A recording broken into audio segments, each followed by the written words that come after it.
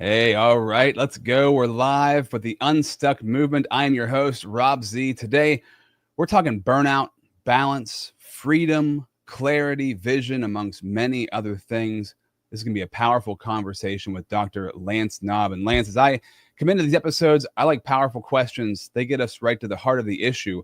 And I know when you were getting prepared for this episode, you said that you experienced this near burnout state while scaling your seven-figure business, and it taught you the success. That success is meaningless without the health in your life, family, and freedom. So I'm curious about that story. What was it that nearly cost you your business and your health? Yeah, so good to be here, Rob. Thanks for having me. Everyone listening, be sure to like and follow. Rob is doing amazing things. So in 2011, we had 3 physical therapy offices, about 30 employees, and we just had our third child. So we had 3 children under the age of 4, my wife and I, Jody, who's also a physical therapist. And I was wearing all the hats, managing those 30 people and working over 80 hours a week. And even as a physical therapist, personal trainer who knows better, I was just absolutely abusing my body, not sleeping enough, not exercising, just grinding to try to survive. I wasn't developed enough, frankly. And my body finally revolted and had enough. And my digestive system, my gastrointestinal system just stopped working. So I couldn't eat. I couldn't get any nutrition. I had to get an endoscopy, see specialists, rule out cancer, celiac, Crohn's disease, some pretty scary stuff. And it stopped me in my tracks. I was either embarrassingly in the bathroom or running to the bathroom, even while still trying to treat like a 12-hour day and work with patients.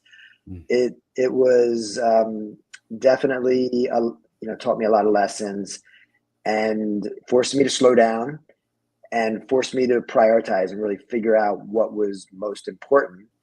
And I organized all the lessons that I eventually learned when I got myself back up on my feet into a process, which I eventually published as the 4% Break-Thru a few years later, when we were able to continue to build what Benjamin Hardy calls a self-managing company. So I know we're going to get to all this, but that was really a rock bottom point. And then, by digging out in 2018, we had 5 locations, multi-million, 3.4 million in revenue. And one of our people took over running the company is the short version. So I was able to kind of spread my wings and take on the next challenge I wanted to. Incredible, man. This podcast is all about the stories of making a mess a message. And it sounds like you've done exactly that. So I'm super excited to dive into that. Before we do go there, I just got to welcome everybody to the Unstuck movement. These are true testimonies of breakthrough. So if you're watching or listening and you're stuck somewhere in life, just know that breakthrough is possible. And I'd love to bring incredible guests on here to give you real life examples that it's also possible for you. We're sponsored by the Connected Leaders Academy. Make sure you check out connectedleadersacademy.com. Over 500 heart-centered entrepreneurs serving and helping each other grow from all over the world, and also the Pro Podcaster Academy. So if you're somebody who is an expert at what you do, but you want to be the go-to authority in your space, you want to leave a lasting impact on people's lives and also make incredible personal and professional connections, you should start a podcast. And if you have one and you really want to streamline it and monetize it, we would love to help you do that. You can sign up for the waitlist for the Pro Podcaster Academy at robzwentz.com. Lance Knaub with us today is a business consultant and founder of Denali Consulting, who helps entrepreneurs scale successfully while preserving their personal well-being. After a near burnout experience building his own business, he now equips leaders with proven strategies to grow without sacrifice. So back in the day when you were growing and also sacrificing so many things, what was it that was causing that to happen? I'm always curious, the cause and effect of the person who's so determined to grow, they kind of push everything out of the way, whether they realize it or not, whether they're doing it on purpose or not, just for this one singular focus on growing the business, growing whatever that thing is. What was that, do you think, for you that was causing you to do that? Yeah, that's a great question. I think that I was so determined and so committed, and I kind of had this farmer's work ethic. I grew up we're both from Pennsylvania originally. I grew up in a 40-acre farm in Spring Grove, Pennsylvania, and my dad did heating and air conditioning full time, but we had cattle and pigs and sheep and chickens, and I drove tractors and baled hay. And then I also had someone in my life, a student of mine, who had off the chart work ethic, and I even dialed it up another 10%, which was a blessing and maybe a curse. So I had this, incredible, work ethic and desire and commitment. I always said that, with Break-Thru Physical Therapy and Fitness, someone would have had to drag me out of the business. I certainly wasn't going to give up easily. So I had that. And then, as I mentioned, I just wasn't developed enough personally and professionally to handle a growing family and a growing business at the same time. It's kind of like a Jim Rome quote, right? You'll rarely ever succeed beyond your level of development. And I think that was the case for me. Yeah. That's a really good quote, because it's so true. The things that you're building, they can't grow past where you've personally grown. And that personal growth will come slapping you in the face if you don't chase after it, right? It'll slow you down on purpose. So you were saying like you couldn't even eat or anything. You're having such gastrointestinal issues. Was this something? Yeah. I guess I'm curious on a personal level. Was that something that was like building up slowly? Like you saw the signs and you were like, well, I'm just going to keep going. I'm just going to keep going until one day you literally couldn't eat. What happened? Yeah, no, that's a terrific question. I'm sure there were warning signs. And, there's a friend of mine, an entrepreneur with, $10 million net worth, 37-year-old who about 6 months ago just wasn't sleeping well. And I just saw him this week and he's doing way better. And he's, made a simple change now when it comes to, he probably starts his day a little bit later at 9 or 10, but when it comes to 6 or 7, whenever he's scheduled to stop his day, he's not pushing through. So, I was working right up to, until I would go to sleep and of course not sleeping enough. And there were definitely some warning signs and, low energy and, not sleeping well and, and just really like your mood, right? Just not having fun. But it did hit me pretty suddenly as well. So I would definitely recommend everyone pay attention to the small warning signs, get to know yourself. And even as a healthcare person, I know the body well enough, but for most entrepreneurs, one of my coaching clients just last week, they have a very successful financial planning business, him and his partner, multi-million-dollar business growing at 20+%. And he just said, I sort of have just recognized and acknowledged it's always going to feel like mayhem and chaos. And I heard him, and that's kind of my passion and my message, that it is possible to, while your scale, have a little bit more balance, and certainly to have a healthy life and create a healthy business where you actually can get paid commensurate for the roles you have double-digit profitability beyond that, and create a valuable asset that you can keep or sell. But I do, even with that message, question it sometimes, like, is it possible on a wide scale for everyone to do that? Because as you know, entrepreneurship really is not easy. It's probably, in my mind, it's the ultimate challenge. Yeah. Well, especially in a society that does not encourage you to be an entrepreneur necessarily, as far as, I think maybe the tax system and things of that nature, and it maybe is set up to benefit entrepreneurs when it's done right. But at the same time, as we go through school, we're not encouraged to start our own businesses. We're kind of encouraged to be worker bees in a certain way. And so, yeah, for sure, it's a whole new like way of learning how to live and how to think and how to look at business and life, which can cause tons of pitfalls. And so it's funny you mentioned that. I was just with a client earlier who, very successful president of a large, $25 million company, and is fine being at a high stress level because that's where she excels, you know. But she recognizes like that's not optimal. It's not necessary to be living under that much stress all the time, but we become Right. accustomed to like, well, this is, I can do this. It's worked for me. I've always ran off of stress and I've always seen success from it. So it's just kind of what I do. I'm curious for you. I mean, that sounds like something that maybe you embraced for a long time. How did you actually change it? Obviously your body, your body stepped in and was like, whoa, we got to change something. But what did you start to do differently that started to create rest, to started to reduce stress, started to give you more focus on your family and health and freedom?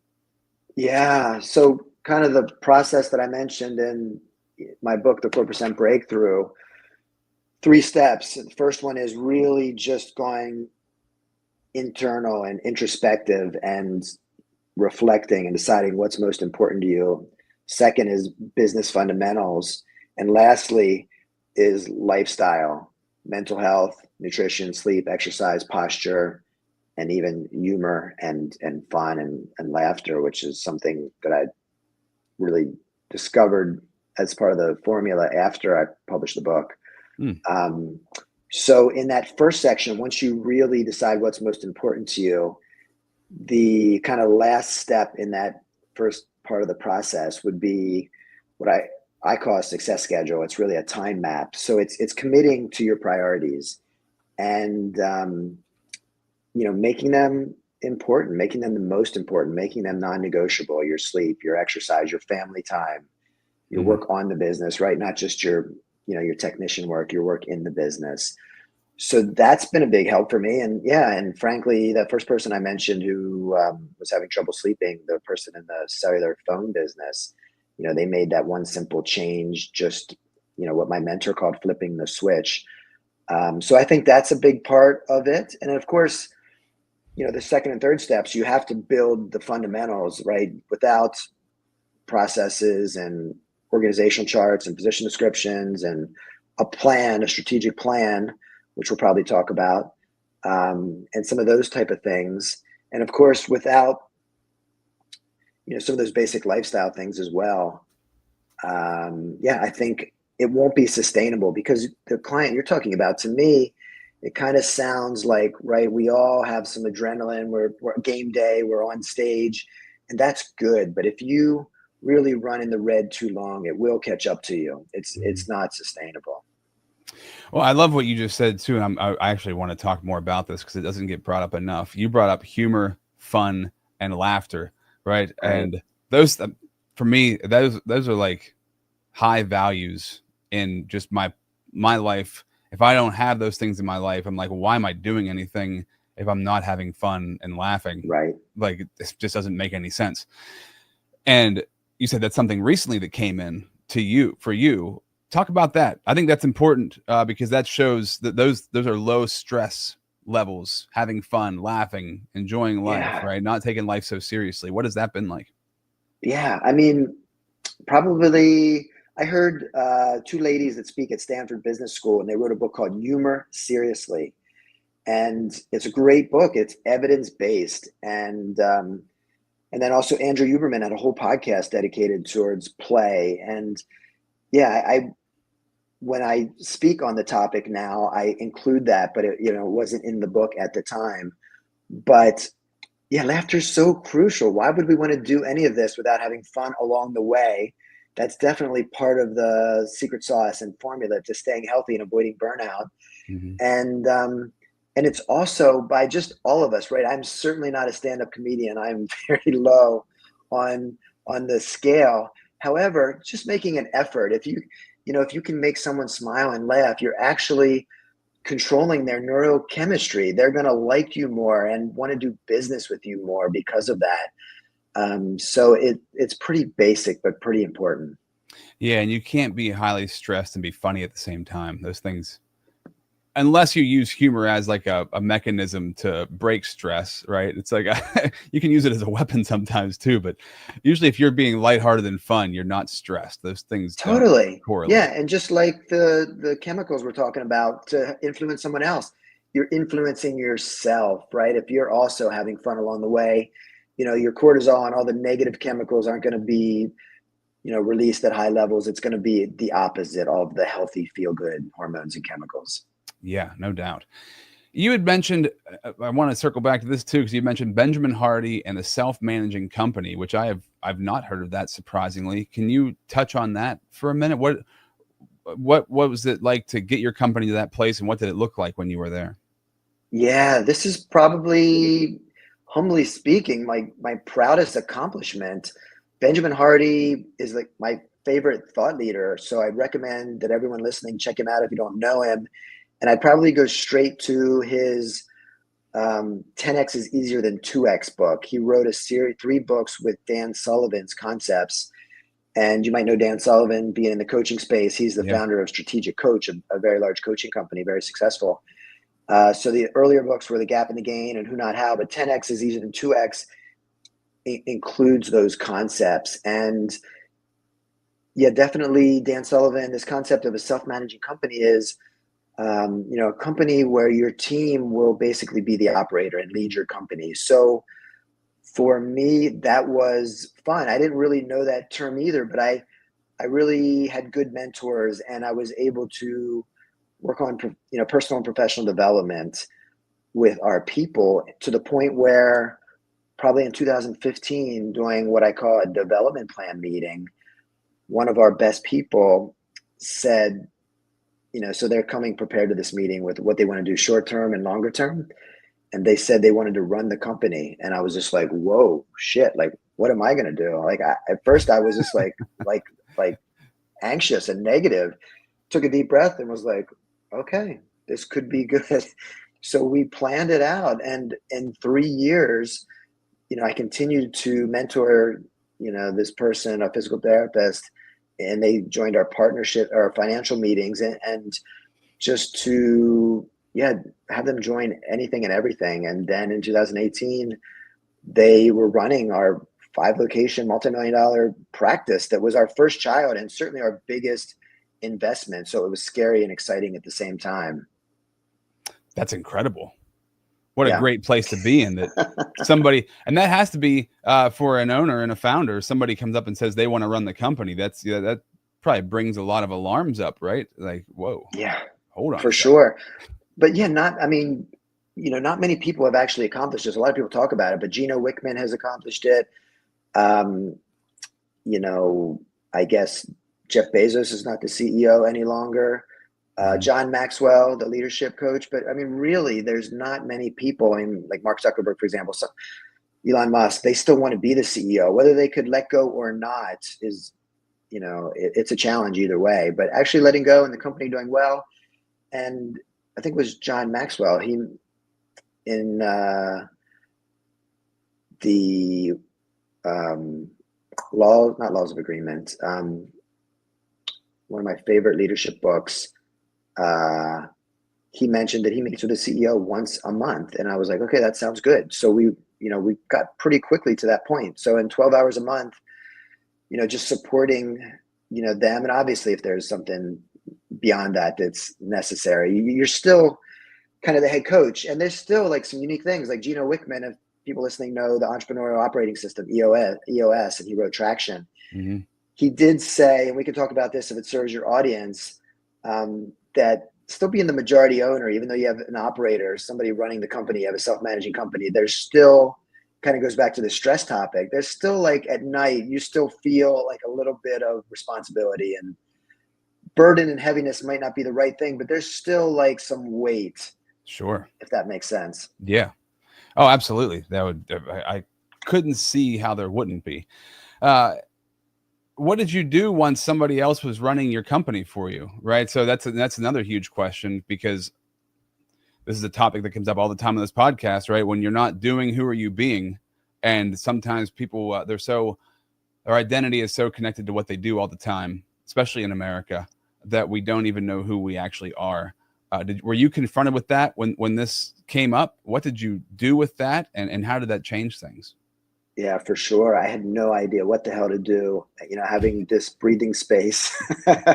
And, I had been getting a little more and more breathing room over those last, couple of years leading up to 2018. But I consulted with a franchise broker because I realized I wanted to diversify. We had, again, too much invested in one small business. And just like the title of my book, I know the stats that, 96% of small businesses fail in 10 years. So it's still high risk. So that was really exciting to be on the other side of like Shark Tank, table, and have all these, franchisors present their businesses and their marketing plans and business plans. And they recommended that, my wife and I stay in the healthcare industry. And there was one other business that I really looked at, a co-op. But I mean, one was like eyelash extensions, and one was like an acai type place from California. One was like a salon, which we had already managed massage therapists. And I realized how challenging that was. So it was fun, but it only took me about a month or so to realize many things. I was too entrepreneurial to do that and kind of be locked into a 10-year term. And, even if I had a lot of success, it didn't necessarily mean it could go beyond like the first contract and whatnot. And so I realized I wanted to help other entrepreneurs and wanted to spend, the most time directly with entrepreneurs. And that's where I realized I just wanted to do some coaching or consulting. And probably that word coaching resonated with me more than consulting. So I spread my wings and started Denali at that time. And really, to kind of monetize, I just made an irresistible offer and reached out to a handful of people that had a business that I knew wanted some help, needed some help, and some people that I knew that wanted to start a business. And at that time, pre-COVID, pre-Zoom, just did some Google Meets and did 6 weeks in a row. And there were some amazing things. A friend of mine who was a chocolatier for like 30 years in a company and was promised partnership, he followed up with the children who had taken over the business, and partnership wasn't an offer anymore. And within 1 week, he was spreading his wings and starting his company. And so, it's been a lot of fun. Cool. That's how it kind of developed. I love that. You get that space and that clarity, right? That gives you a lot of clarity. And if you don't have the right people in your life, talking about mentors and people to help guide you through that, you can head in bad directions or have no direction. But being able to figure that out and navigate that, it takes you to a whole new level. So I just love the idea and the concept, because having that space and that freedom takes you to a new level that you wouldn't be able to really get to otherwise. If you stick your head up above everything that's happening and have that vision to look beyond where you're at now. So I want to pause real quick. We got to shout out the sponsor of the show. When we come back, though, I want to talk about what the 4% breakthrough is. What is that 4%? What does that mean? How has this come to you in your life? And how has that 4% changed everything? We'll talk about that here in just 1 minute. Are you struggling to make consistent, valuable content for yourself? Do you want to have an efficient and effective way to create content that attracts the people that you want to connect with in life, the people you want to build relationships with in business? Do you want to be the go-to authority at what you do, at what you're great at? Would it be helpful for you if you had a platform that connects you to incredible people in your industry? The kind of platform that gets you leads and lands you clients without you having to beat down anybody's door or blow up anybody's inbox. Whether you're already creating content or you're desiring to start and it's something that's been kind of burning inside of you for a while, I urge you and encourage you to check out the Pro Podcaster Academy. Get started right now. Join the waitlist at robzwentz.com. Hi, my name is Jose Escobar, and I'm the founder and CEO of the Connected Leaders Academy.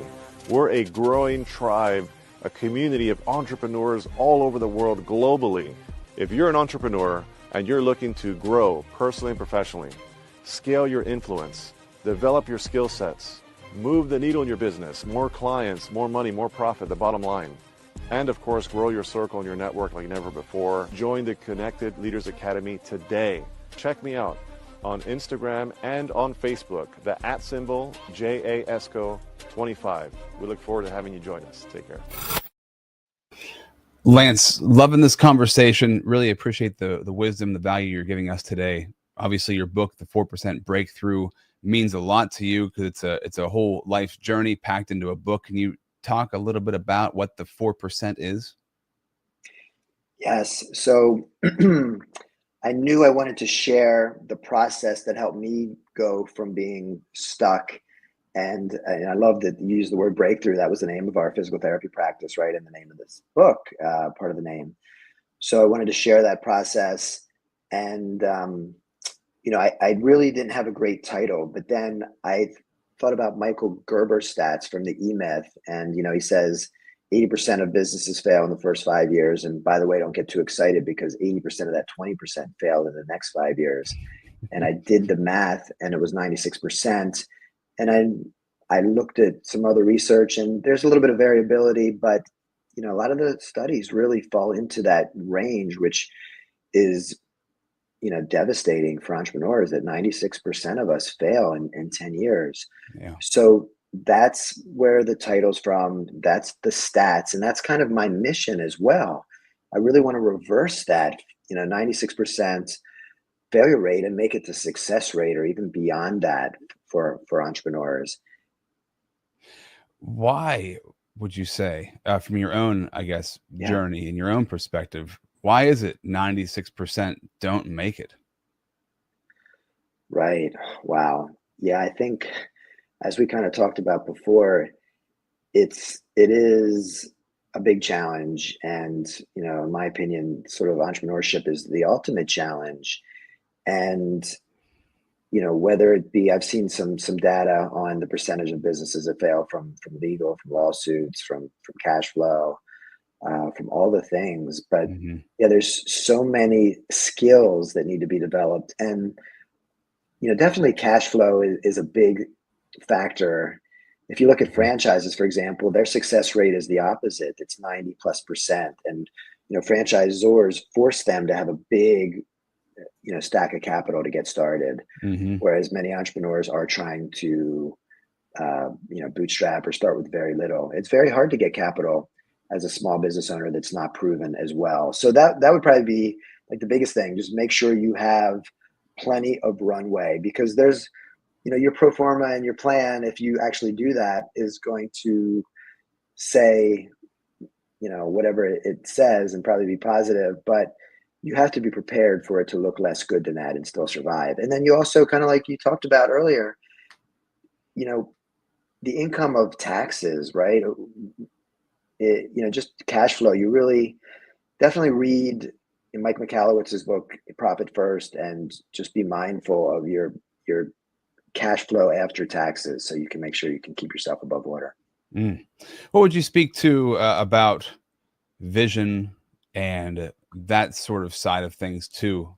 Being able to see where you want to go, see what the future holds, and I guess the continuous growth curve, right? Because it can be easy to get complacent or just, there's nothing wrong with loving where you're at. And that's a great place to be, is to be content with where you are, but also to want to keep growing. And that's one of the most difficult balances I find, is like being content where I am, but wanting more, because it often can be just wanting more. And if I feel like I'm going to be content, now I'm falling backwards. Right.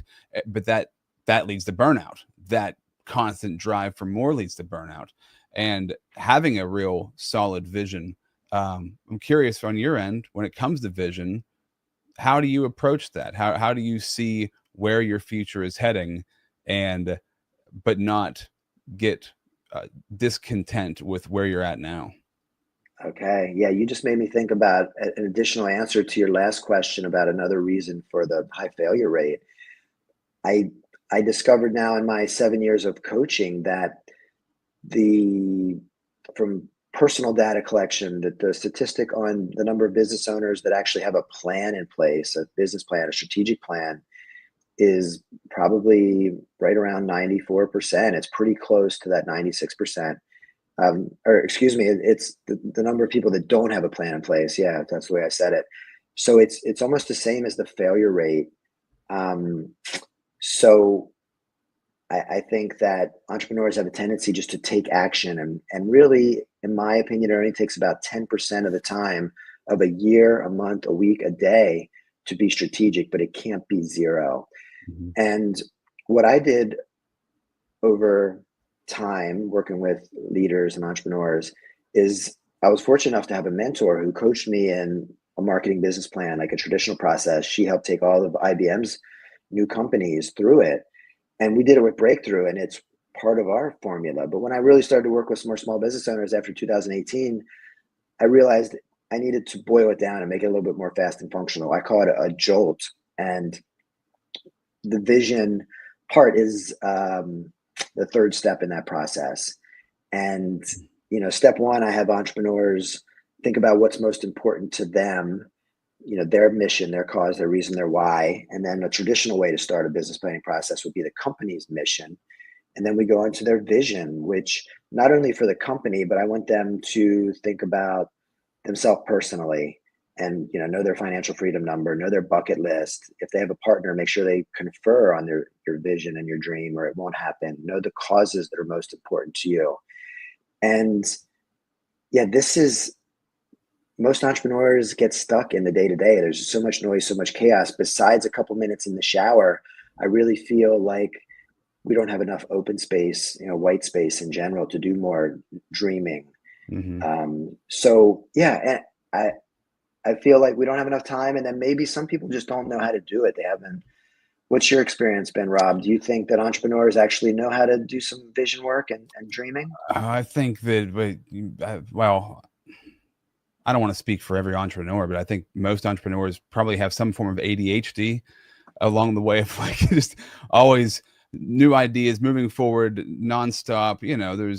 There's that continuous momentum to it that it can be hard to slow down, and it feels wrong to slow down. It doesn't feel productive to slow down. I work with a guy who he doesn't want to do daily huddles with his team because he feels like they're slowing down when they're doing that. And I'm like, well, no, that's just something you have to do. You got to like come together and talk, because that, number one, builds relationships, puts everybody on the same page, but it's just healthy. That's just a healthy thing to do, to let people know that you care.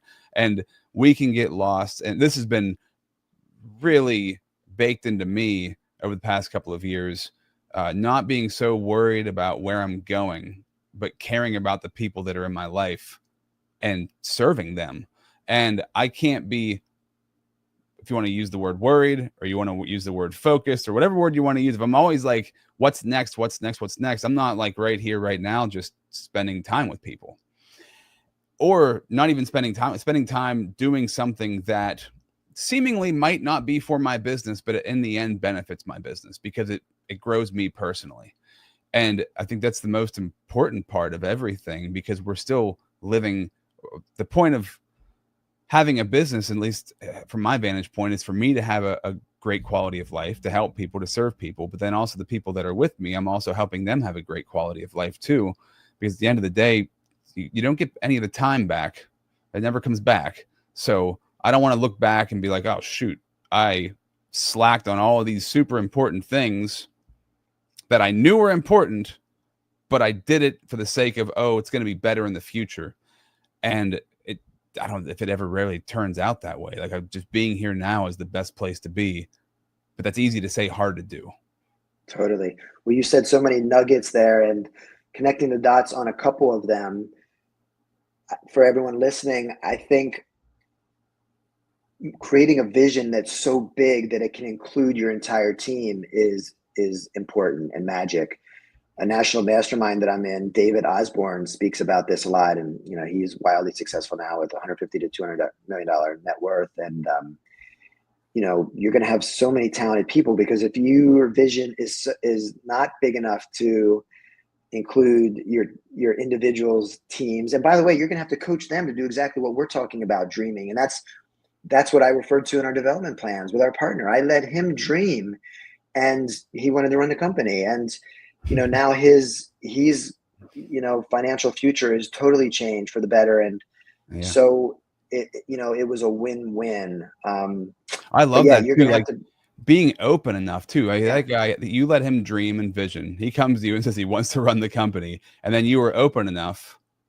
I mean, I'm sure you felt resistance, but you were open enough to be like, okay, well, that might actually be a doable thing, and might actually be a good thing. Because a lot of the times that would be like, well, that's insane, and the fences go up, and none of that ever happens. So being open enough to like hear that and let that happen is a really huge strength to have. Yeah, well, thank you. And again, I feel like Benjamin Hardy and Dan Sullivan have changed the mindset where 80% of the entrepreneurs I speak to now are trying to have a self-managing company. So now it's more known and talked about, which is all positive. It's it's great. What would you say for you, many habits, I'm sure, that are positive habits in your life? Is there one habit you can point to that changed many different things in a positive direction? Yeah, it's definitely a snowball compounding effect. And yeah, so many things. Journaling comes to mind, starting my day that way, because I really like combine journaling with affirmations and gratitude and meditation. So yeah, really, how Elrod, made the morning routine famous. But I do think it is critical if you can pay yourself first, even in your life, and get a good morning routine. And for me now, I'm going to find a way to read, even if somehow my day turns into chaos. And I mentioned to you this week, I've got some chaos, I've got my youngest is sick. My other daughter was literally in the emergency room yesterday. But I'm going to find a way to read, even if my morning gets interrupted. So yeah, reading and journaling have really snowballed into, a bigger morning routine. Sometimes I ask myself how, sometimes it takes me an hour and a half, 2 hours, but it's okay. I think it's okay. You're just investing in yourself, right? That personal development. Yeah, that's a really good point too. The being flexible with a morning routine or anything that you know is important, because it can be an all or nothing. Oh, hey, I didn't get to my stuff today this morning, I'm just going to stop doing it, right? Some people have that mindset of like, well, if I didn't get to it today, then I'm just never going to get to it again. And also at the same time, if it starts going into an hour, 2 hours, like that can't be every day. I've got to be flexible on this, even though I know it's super important. But the interesting thing of that is, you might start out, if you're somebody who doesn't have a good morning routine or just a good routine for themselves in general, you might start out with 10 minutes and you find that valuable. Then you add something to it and you find that thing valuable. And you get so much value and satisfaction out of those routines that they become like a mainstay in your life, because they are so important to your life. And I look back and I wonder, like, how did I just like roll out of bed 10 minutes before I had to go to work and get a shower? Like, right. Your day is just so, there's no space, and just putting more space in your day is so powerful. There's one thing I wanted to, before we wrap this up, you had mentioned, I love going by quotes that people live by. The quote you left me was, "You were born to be real, not be perfect." It's a really good quote. There's so many perfectionists out there. What does that mean to you? How have you lived that out? Well, that's actually a great quote. I'm not familiar with it. So, well, I wonder how it ended up here. I have maybe Hannah, who helps me. I don't know.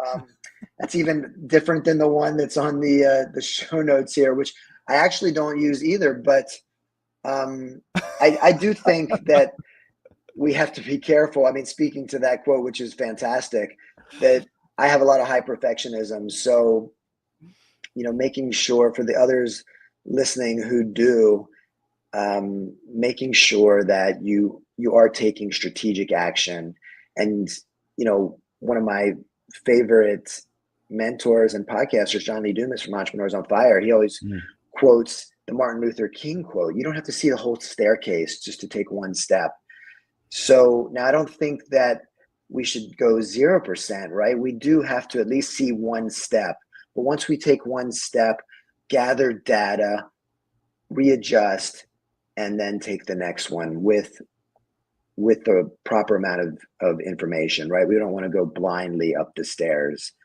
But definitely we can't go blindly up the stairs. But of course we can't take forever, and just, some people are analysis paralysis, that are too far the other way as well. So yeah, I mean, that's a great quote. And yeah, way to answer on the fly. I don't know where it came from, but man, I love the quote. It's good. Yeah, no, it's fantastic.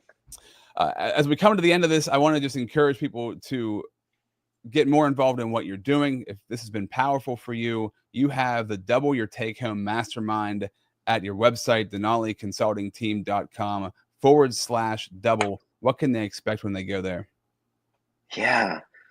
So for entrepreneurs who aren't getting paid enough, you don't have enough take home, you don't have enough profit, and you're you have what I call no life syndrome. You're working round the clock and you don't have any time for yourself and for some pleasure and relaxation and some exercise, time for your family, time for your, some well-needed vacations and rejuvenation. What the offer is to work with you. And if you're a good fit, we will literally try to double that take home on a monthly basis in 6 months.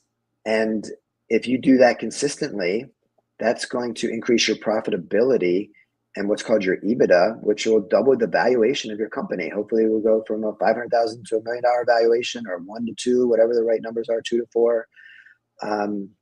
So yeah, double your take home, double your valuation. 10x your life is a mastermind that I'm really focused on right now. And it's a hybrid of working together with other like-minded entrepreneurs and some one-on-one coaching as well. Amazing. I love that. So DenaliConsultingTeam.com/double. Like I mentioned earlier, if you have a podcast and you want to stream on that podcast, want to monetize that podcast, or if you want to launch one and you're just figuring out how to get it off the ground, I'd love to help you with that at robzwentz.com and our Pro Podcaster Academy. As we're coming to the end of this thing, Lance, anything you want to leave the audience with? Yes, definitely.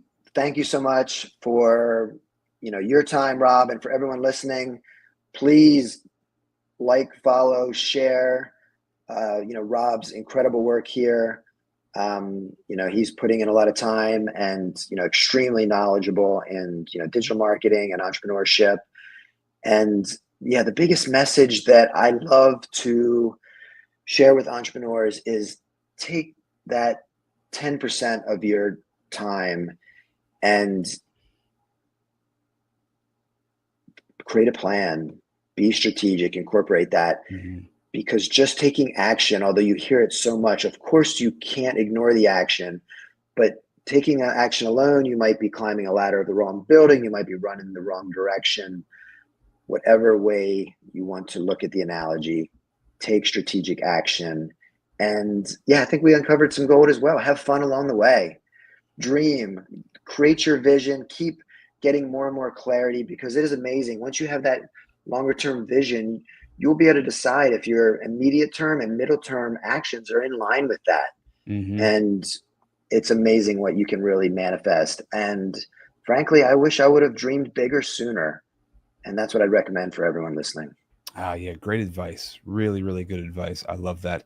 And you mentioned the EOS model, the traction model. That's I love that, because it takes a 10-year vision down to 3 years, 1 year, each quarter, like just those building blocks, reverse engineering, but you can't reverse engineer something where you don't have the end in sight.